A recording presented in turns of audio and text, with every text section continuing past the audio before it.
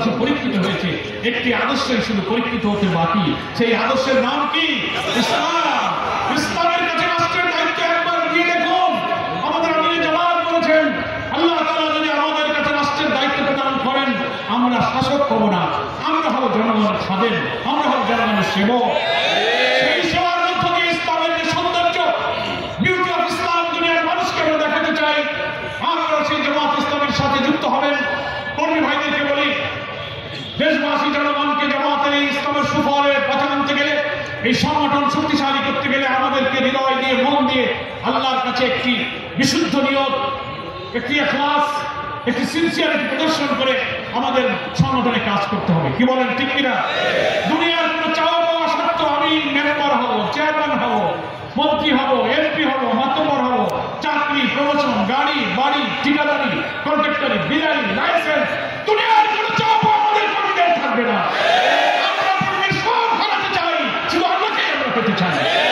আল্লাহকে পেতে গিয়ে যদি পৃথিবীর সব ছাড়তে হয়, আমাদের কর্মীরা রাজি থাকবে। রাজি থাকবে?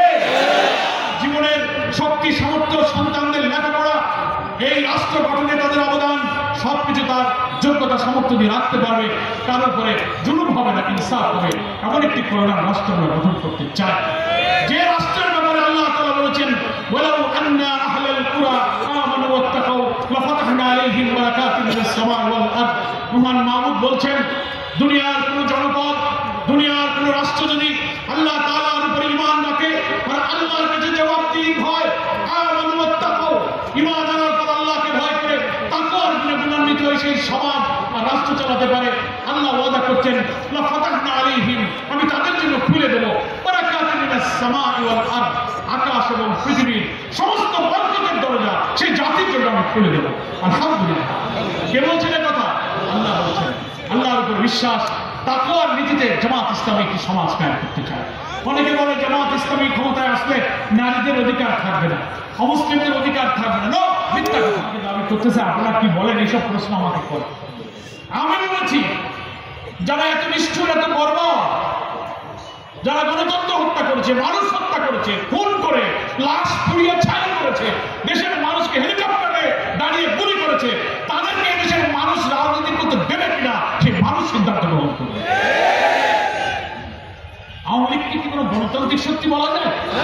আপনি গণতান্ত্রিক অধিকারের কথা বলে আপনি দেশের ভোটে দাঁড়ানো প্রবাসী সরকার গঠন হবে, নানান কাণ্ড, হিন্দু, বৌদ্ধ, খ্রিস্টান, অমুসলিমদেরকে উস্কে দিল, তারা নিরাপদ নয়, দেশে সংখ্যালঘু নির্যাতন, এই সরকারকে দুনিয়ার সামনে বিতর্কিত করার চেষ্টা করলো।